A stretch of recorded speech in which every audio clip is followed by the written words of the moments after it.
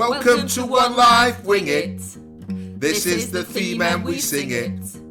In this here world that's so hectic, it's a podcast that's ever so eclectic. Hello and welcome to I Once Met Jeff Capes. My name's Mark Whiteley. I'm Joe Green. Joe Green, how'd you do? This week's show is called What's in a Name. This is our first show. We're sat here by my Apple Macintosh. Are they still called Apple Macintoshes? I think they are. You just call them Macs. Yeah. Well, if you work for Apple and you might want to put some money into supporting a podcast, Apple Macintosh, everyone. Apple Macintosh, a great machine for the machine-minded. No, our show this week is called What's in a Name, which is quite funny because we've just been talking about Apple Macintosh because, you know, they stole their name off the Beatles, you know. Did you know that? Yeah, well, what was the Beatles record label called? I don't know. Well, have a guess. Have a wild stab. Apple. Yeah! Brilliant. Yes, this week we're doing names. Mad, isn't it? Coming up on today's show, we'll be talking about our names, Mark and Joanne. We'll be talking about the show name. We'll be telling you a story about my friend Chris and his tattoo. And we'll be talking about naming children, forgetting names, and something that I forgot to name. Stay tuned. You are tuned. Keep it on. Stay with us. Keep with us. Whatever they say. So, your name is Joanne. Joanne. It is. It is. I've never been happy with it, to be honest with you. Why not? I don't think I suit Joanne. I think it's too ordinary and too plain. Plain? I once said to my mum, I'd be about 9 or 10, and I once said to my mum, why did you call me Joanne? I hate it. I don't suit it. She said, well, what on earth would we have called you otherwise? And I said, well, something like Foxy. And she went, oh yeah, Foxy Wharton. Foxy Wharton.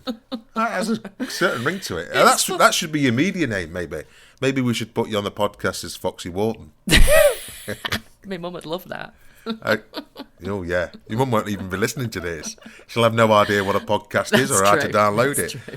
Anyway, we're talking about names. My name's Mark, and I could never be anything else. You suit Mark, but you changed your surname, didn't you? I did do, yeah. You see, well remembered. Yeah, I used to be Mark White, and then when I became an actor, somebody was already called Mark White in Equity, and in Equity, in British Equity, and I suppose this is the same all around the world, there can't be two actors. You know, it's like me calling myself Anthony Hopkins. Do you know what I mean? And everyone would ring me up, contract me to do some great things, and then I'd turn up. Do you know what I mean? Instead of this amazing Welsh actor, this fat bloke from Nottingham turns up. So everyone has to have a different name. And it really annoys me, really, because I was quite little. I was only 26, 27 when I had to change my name. And you don't think about it, because I suppose you did, because you had to change your name. Yeah. Didn't you? Yeah. But that's kind of like, in society, that's what women do when they get married. Yeah, it's accepted, yeah. So I spent...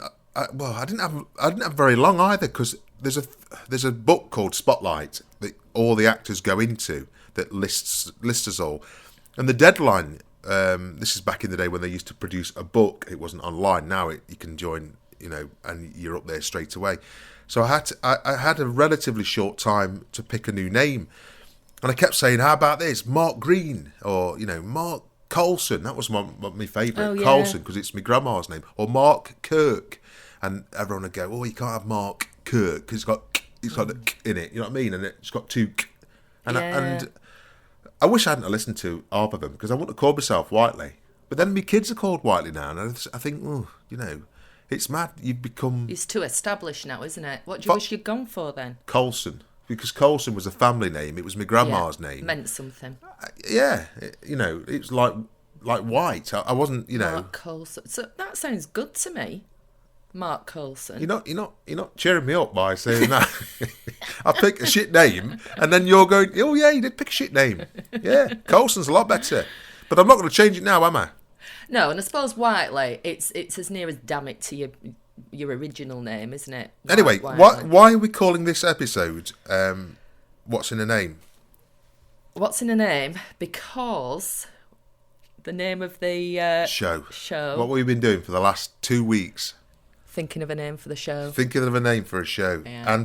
And to be honest with you, I mean, I mean, our name, I Once Met Jeff Capes, we came up with it yesterday at tea time, didn't we? And we both quite liked it. But I mean, some of the names we've been through, and I've only got one sheet. There's envelopes and all sorts of things. If anyone has ever tried and thought of a name for a band or for whatever, it's really, really difficult. You know what I mean? Because you'll go, yes, and then you go, no, it sounds rubbish. We've came up with, do you want to read some of the names, Joe? Go on.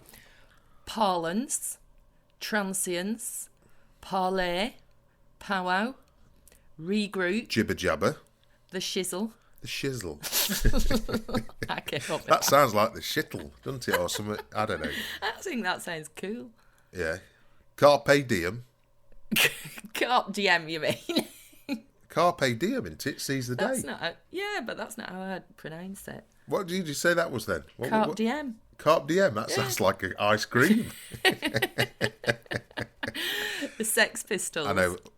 Why did we? Because we decided that if we called ourselves the Sex Pistols, and then people download us thinking that we're going to be Johnny Rotten. Yeah. And Sid. We're playing them at their own game. Yeah, and we're just like, yeah, this is the great podcast swindle.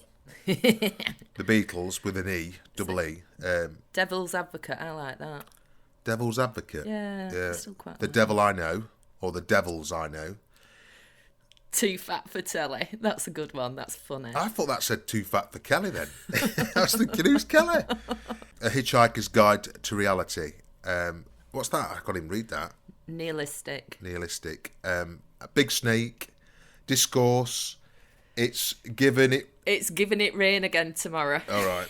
Those It's turned out nice again. That was the weather phase. But we decided that we would call this podcast I Once Met Jeff Capes, because podcast listeners, wherever you are, sat on the tube train or on a bus or walking the dog, I once met Jeff Capes. And this podcast is all about stories. I mean, that's what I do. I work for a theatre company, and Joe works for the National Health Service as a nurse prescriber. You have to say nurse prescriber because it's better than a nurse, isn't it? And she listens to stories all day, and I make up stories or listen to stories all day.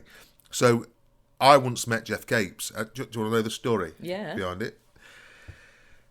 Are you sure? Because I'll be talking about an old girlfriend. And I know what you like. You get all mardy. I went to the Theatre Royal. Not the Theatre Royal. At the start of the story is really rubbish, isn't it? I've started it really badly. I went to the Royal Hotel in Nottingham, and I must have been about 18, and I was with my first girlfriend, Donna. If you're listening, hello, Donna. It's over, love. Stop stalking me. They had this really posh bar. This is within the 1980s, and I went into the lift. The lift opened. I walked into the lift, and this bloke that I recognised, he was massive bloke. And I went, oh, hi, yeah, you're right. And he went, yeah, not bad, how are you? He said, oh, not bad. I said, what have you been up to then? He said, oh, this and that. And anyway, I carried on talking to Donna. We got off at the Penthouse, because that's where we were going. They had a really posh Penthouse bar. And we got a drink, sat down, and Donna said, do you know Jeff Capes? And I went, no. Why? He said, you just said hello to him in the lift. And I said, was that Jeff Capes? Because he was recognisable, because he's on telly, he was on Superstars and all that. I just thought he was someone from school. Yeah, I've done that. Yeah. I just thought, oh, I know him from school.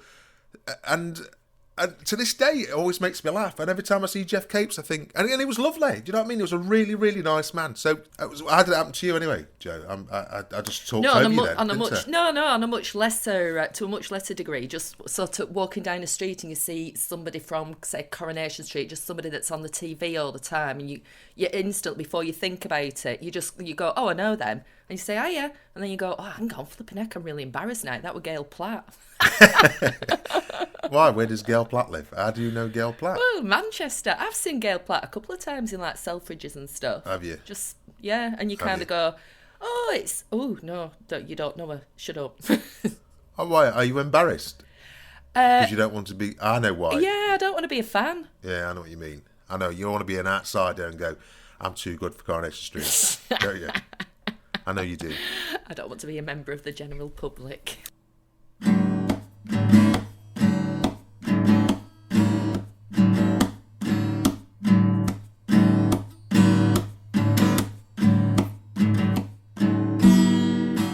changed since we last saw you. Have you? Well, we didn't see anyone, did we? It's a podcast, you div. Yes, we have changed. Tell them the tale, Joanne. We've changed the name of the podcast. Shut the front door. We have. We were driving home from Wales, went to Wales for the weekend, climbing a mountain. And driving home from Wales, and on the motorway we saw this Land Rover thing, wasn't it? Yeah, an old like army Land Rover, wasn't like it? With an old souped fella up. driver. Yeah, with it right hippie, wasn't it? Looked really cool. And on the back there was a sign on the back of the Land Rover that said "One Life, Wing It." So that's our name now. Well, we looked at each other, didn't we? We went, I know. That's it. That's it. That's Bang it. on. So, ironically, in our inaugural, is that the right word? Look at you.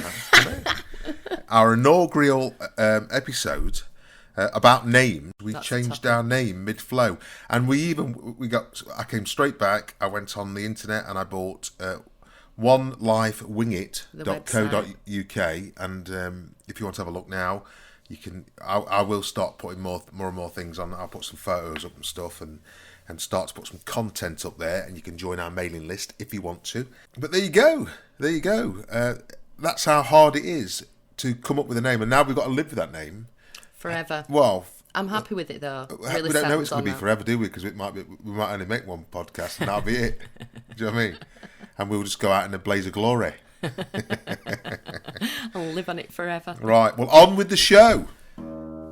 If you want an advert on a little podcast, you can if you want.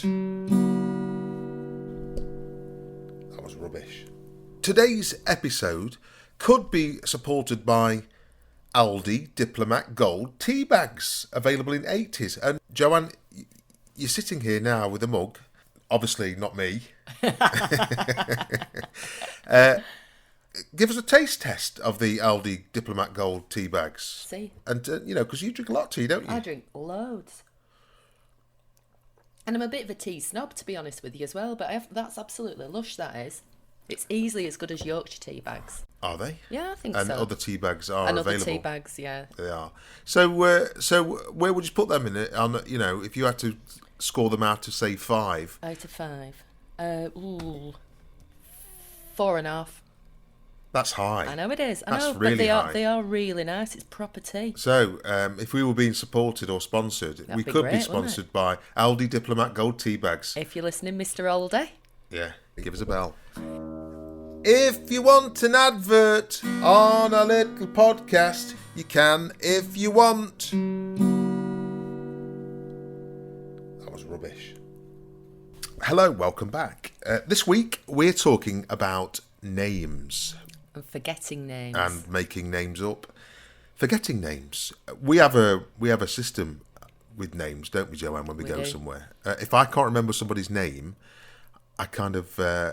tell me to go and introduce myself. Yeah, so Joe will go up and say, hello, I'm Joe, who are you? And then we'll go... we did that the other week, didn't we? Where? When we went to see the play in Leeds.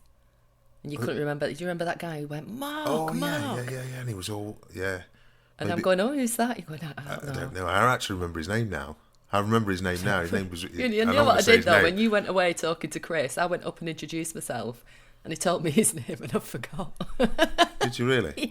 Well, they say that if you name the name 3 times, and I do this, I always say, I'm really terrible with names. And it's not good enough, I don't think, to say I'm really terrible with names. No, it isn't. You're still telling that person they're not important enough for you to bother remembering the name. Yeah. So what I try to do is I try and say the name. If they'll say, hello, my name's Joanne, I go, oh, Joanne. Joanne, what a great name, Joanne. I like the name Joanne. And then you've said it 3 times, and hopefully it's stick in your head. But then you go to bed and you forget, don't you? And then you'll meet them, 6 months later, and then it's putting that name to the face. And then some names are really hard to remember. And I know I'm a white male Englishman, and everyone I went to school with were named Richard, Dylan, Matthew, Mark, Luke, and John. But now they have names like. Well, I can't even, Starshine and stuff. Do you know what I mean? Well, they do, don't they? I was listening. There's a, Poppy. When did that happen? I know. Some people don't look like the names, though, do they? I remember there was just in a group of people that used to hang about with a bit when I was quite young. And there was I don't even know what his name was. I can't remember what his name was, but he looked like he ought to be called Simon. And I don't know why, but he just looked like a Simon. And I just repeatedly called him Simon. I must have really naffed him off. I think I've done that a few times. Yeah. And you just look at them and you go, you don't look like that. Yeah. Or you'll meet like some scrotum kid round the corner, do you know what I mean, on the estate, and they'll be called Sebastian or something. Do you know what I mean? And you just think, you're not a Sebastian. You're never going to be a Sebastian. But you're more like a That's Brooklyn. really interesting as well, though, isn't it? When you're naming your children, if you're aspiring to better things, is that part of that, like aspiring to be more middle class? Yeah. Who was that talking the other day that took them ages to name their children? Joe. Let me just.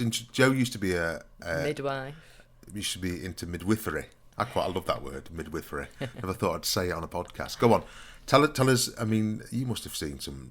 Oh, since some horrendous names, some awful ones. It's keeping your face straight. That's the hardest thing. Really? Because obviously you just, you're being polite. You're saying, oh, look, aren't your baby lovely? Hold it and everything.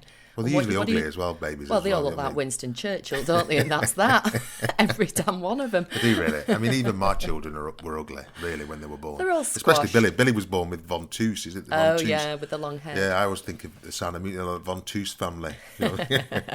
And they sucked his head out, and because their skulls are soft and malleable, it sucks them, so he looked like a little alien. Yeah. He looked like a little alien Winston Churchill. But it's keeping your face straight, and your response has to be positive. You can't pull your face, and you certainly can't laugh. So then you just get into this really awkward situation where you just can't be so dishonest as to say, oh, that what a lovely name. You can't do that because you're just openly lying, and you're going to look like you're lying. So it's like, how do you get out of that situation then? Yeah. While still being polite. My daughter's called Martha, and I always remember, because it's an old-fashioned name. Yeah. I went round to a friend's house, and she had Alzheimer's. The mother had Alzheimer's. And she kept saying to me, it was just me, I had Martha in my arms.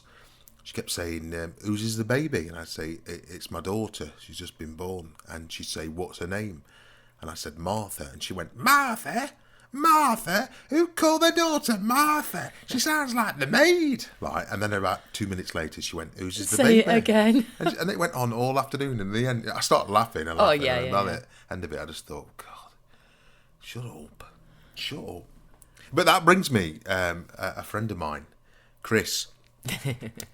When he was little, I say little, he was 16. The story it was he's 16. Now, if you're listening in America, you have to be 18 to have a tattoo, and he went to have a tattoo when he was 16, and he lives in not the wealthiest part of the Midlands, and he went to this rough old tattoo artist's place, and he walked in, and he said, "I just want my name on my arm."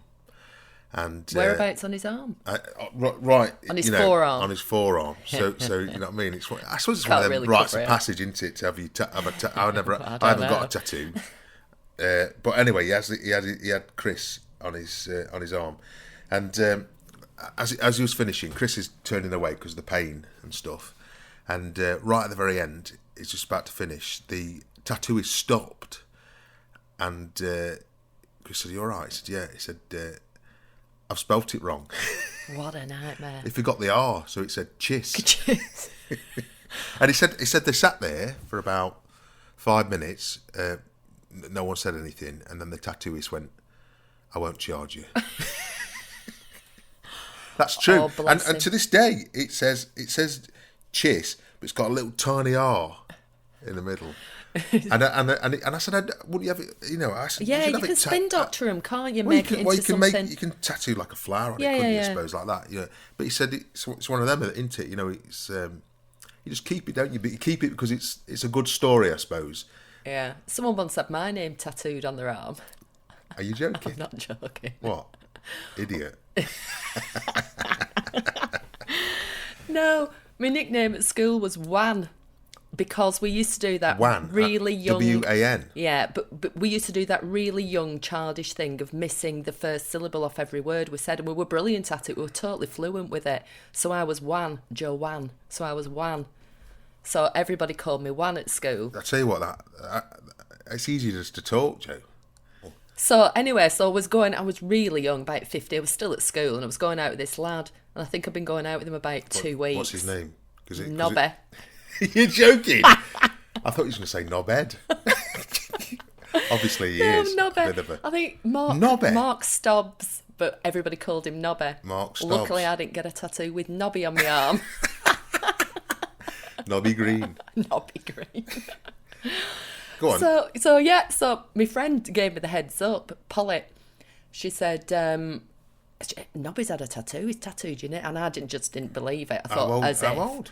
He was probably about 17. I was about 15. It's not one of these self-done tattoos. No, he'd gone and got it done, and can't remember the name of the street now in Burnley. Anyway, he'd gone and got it done. So I went to meet him that night, still not believing it, to be honest, because I thought, as if I've been like going out with him for 2 weeks, and sure enough, one on his arm. So totally freaked me out, and I just dumped him there and then. You did not? I did, because it's freaky. Having somebody's name tattooed on your arm. And that's funny. I keep seeing a bloke over the road with binoculars looking in the house. Wonder if it's Nobby. Anyway, on that note, let's play a bit of music and come back with our final story. Let me start. Where can I begin? As you may, if you've been on the internet, well, you don't know, I am an actor and a writer and a theatre producer. And a few years ago, I was producing a play called Burton Joyce.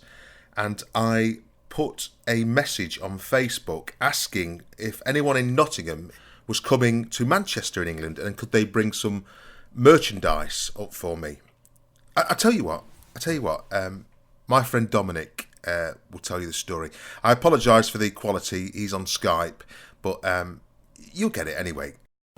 Okay, right. So I've got this box that has been dropped off at my house that I'm transporting to Manchester, and it's my mate's, really good friend of mine's. It's his birthday, and he wants to go roller coaster riding in Blackpool. And I sort of think, kill two birds with one stone. I'll take this box with me to Blackpool.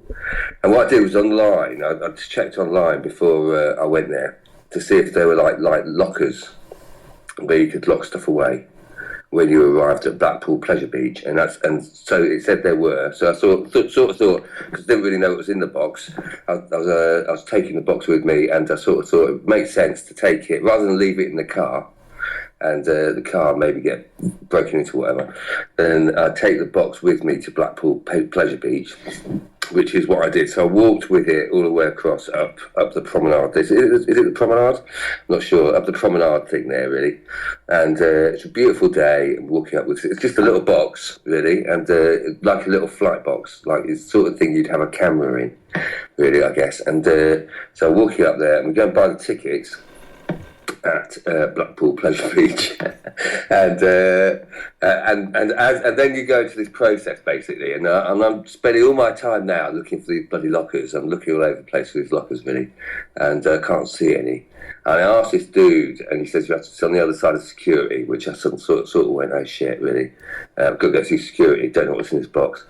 And then I get to security, and they have to search the bloody box, right? So I'm sort of standing there, and I'm thinking, shit, it's coming. My turn's coming up. It's gonna be a gun. There's gonna be a fucking gun in the box, right? And I get to security, and a guy turns the box round, and he opens it with the lid towards me, like that way, like that, really. And his face at that moment, it was absolutely, if I could have filmed it, it was just amazing. It was amazing. Everything sort of slowed down into sort of slow motion land. And this guy's face, the colour literally drained from his face as I looked at him. And I knew that moment that there was a gun in the box. I'm just going to interrupt, just to let you know that I put a message on Facebook for someone to help me move this merchandise. I hadn't even mentioned it was a gun. I didn't want to write the name gun on Facebook, you know, what with terror and Iraq and, well, everything that's happening in the world. So it's my fault, really, that he didn't know that I put a gun in the box. Anyway, back to Dominic. I went, shit, fuck. And the guys I was with had gone through security. And they were on the other side, and I just said, look, I really don't know how long I'm going to be now. So just go on without me, really, because I might be here for a couple of hours sorting this out. And and that's literally what I thought. I thought, a couple of hours, blah, blah, blah, blah, blah. I knew what the gun was. It wasn't a big problem for me. I knew what the law was sort of around the gun. I wasn't, massively sure about it, but I sort of knew what it was. And so the guy said, well, I've got to go and get my supervisor, the security chief dude. And so he went. He got somebody to stand with me while, and I said, fine, really. And he went off. And then the chief of security came down. He was sort of like, oh, this gun. And I was going, yeah, it's a gun. But it's a blank firing gun. And basically, I'm taking it to this theatre company, and I could do that. I'm allowed to do that, really. And then he said, well, come to the office. And I went down to the office with them, and they said, we've got to call the police. But you could leave right now. If you decided to walk out this door right now, we've got no right to stop you. But in the interests of fairness and, legality and all that sort of stuff, I thought the best thing to do is just stay and wait for the cops to turn up, sort it out, the problem, and then I can just get on with my day, right? And so eventually the cops turn up, and this was brilliant. It was a moment of brilliance. It was really, really funny. So these cops turn up, right, and they really are the archetypal sort of thick plod, really. I mean, they are all those things all sort of in one place. And there's this girl, and she is quite cute, in a sort of very plain policewoman sort of way. She's not like one of those short, sort of large policewomen. She's quite slim and tall, which the security guards at Blackpool really like. And but she's like on me all the fucking time, man. She's like, she's right next to my head. Her head is like right next to my head all the time, and she's doing this thing where she's sort of like staring at me. So it's almost like she's trying to read me or something, and I'm standing there thinking, I'm a theatre director, I know this game. I could play this game all day. We could go round and round in circles now for days and days and days, and I'm just standing there thinking, all I want to do is get this sorted out, really, and get on with being at this birthday party thing, really. And the other guy, the guy that he's playing with the gun, he's going, oh, it's decommissioned, he's like being in Afghanistan or something, and he's playing with his gun all the time, and I'm watching him and I'm thinking, oh, everybody wants to play with a fucking gun, don't they? I mean, I haven't touched the bloody thing, right, but everybody wants to play with the gun, and she's looking at me, and she says, and they're just about to let me go, I can feel it, it's coming, they're going to go, well, we're going to have to confiscate this, blah, blah, blah, and they were going to let me walk out the door. And then she asked me what the Facebook message that you sent was, right? And so I went, oh, what's this? Blah, blah, blah, blah, blah. And she went, merchandise. And I went, yeah, in inverted commas, like a joke, ha, ha, ha, ha. And she went, well, oh, right, can I see the message? So I showed her the message on my Facebook, and that's when they arrested me. They arrested me, and she put these cuffs on me, right? I was really hot day outside, and she said, for your own safety, I'm going to put these cuffs on you. She put them on behind me. And I was thinking, how's this for my own safety? If I fall over, I'm just going to go smack straight on my head or whatever, do you know what I mean? And they're going to put me in this van, and now I'm going to rattle around in the back of it, like that, without anything to help myself, because I've got these handcuffs on. And so I've got these handcuffs on. She leads me out the back. I didn't care whether she let me out, took me out the front or the back. It didn't make any difference, really, but she, out of courtesy or something, she took me out the back. They put me in this police van that's like a dog police van, you know the little ones. If you know what I mean. It has this cage in the back, sunglasses on, cuffs behind my back, sitting in this fucking place thinking, oh God, here we go. And, and handily for me, I suppose, I mean, from my point of view, I've been arrested a lot when I was in my 20s. And so I'd spent quite a lot of time going through that process when I was in my sort of late teens and early 20s, and I sort of like, so it wasn't really frightening for me. I mean, if I suppose if it had been Alicia, for example, it would have been fucking terrifying for her. But basically, they took me down to the police station, and I had to ask this guy to take my sunglasses off because I couldn't, because my hands were behind my back. And they put me in this this was really cool, all this bit, in a really sort of process sort of way. They put me in this sort of room, right? And this room, all it was a seat. That was it. There was enough for one person to sit down in this room with like a door on it, which was open at the time, which had like a bit of a glass bit that sort of like there. It's like some sort of weird holding cell, really. And so they put me in this room. And then they came over, still with my handcuffs, and I was watching all this stuff going on, people shouting and generally being obnoxious. And I was sitting there with handcuffs on, and they came and shut the door for my own safety again. I don't know what they thought I was going to do. But then they brought this guy in, and they were like macing him, and he was going fucking ballistic and ape shit. And he was going, "Who's irregular?" Macing this guy and stuff like that, and pepper spray and all this. And they get him into those shells, and I'm watching this thing going on, and really I'm sort of getting this feeling that really this is sort of a processing centre for crazy people. Really, I'm sort of watching all this going on and stuff, and then eventually they process me through the lateral, take all these things out of your pocket, sign for it, blah blah blah, that crap. Really, take your shoes off. I mean, I know I'm not going to get far without my shoes, but at the same time, I'm not going to actually bother trying. And they take me to the cell, which is absolutely fucking freezing. I'm on suicide watch, basically, so they're there every 15 minutes. The guy next door is throwing himself at the door and screaming, shouting all the fucking time, "Let me out!" like that. There's some girl across the way crying and saying, but my dad will come and get me, and all the other people in the prison block going, "No, he won't. He's fucking left you. He's fucking forgotten you this time, smackhead," and stuff like that. So it's really good fun, really. And I'm just thinking, shit, all I'm going to have to do is wait, really. I'm going to hopefully, because it's like early afternoon, the detectives will see me before 6, in which case I'll be out of here in the evening, do you know what I mean? Boringly, food in there's fucking terrible, by the way. Boringly, they were trying to scare me or something, or play some fucking game, fuck knows what. And so I was in there for like 22 hours, sitting in this cell, waiting around, where various officers would come to the door, open the little cracky thing, and go, "Oh, you all right?" And I go, "Yeah." And they shut the door and fuck off again. And eventually I got to go and see these 2 detectives. And basically they thought it was all a bit funny, really. It was all a bit of a joke. And they had to do this thing, obviously, because I'd been arrested and was on the verge of being charged, really, with international arms smuggling, which I thought was a pretty cool charge. Really, I thought it was pretty cool in a way, being like, I was 47. It was my 47th year, and I was sort of like, and I got arrested for international arms smuggling at 47. I thought, that's a really good one for the grandkids. And basically, I had this discussion, blah blah blah blah, but mostly about Mark's play and about the reality of what was going on. They were never going to charge me. When I was leaving, the police station. With the guy that took me out the front that you met, as I was leaving, the detective, whatever his name was, as I was leaving the police station, I had to walk through all the bit where they do all the processing, where they sort of like, when you get arrested. And the box was there with the gun on it on the side. And all these coppers, like fucking loads of them, standing around this box, right? Playing with the gun, obviously. I've got to play with the gun, And, blah, blah, blah. And one of them said to me, if this was a box of heroin or cocaine, your feet would not have touched the ground. And I looked at him and I thought, who in their right minds, right, any theatre companies that can afford that much heroin and cocaine, they're in the wrong business. And who would do that? I mean, you've got to be fucking mad to do something like that, really. And then this desk sergeant said something to me. He said the guys on the ground, he said the criminals don't use the word merchandise.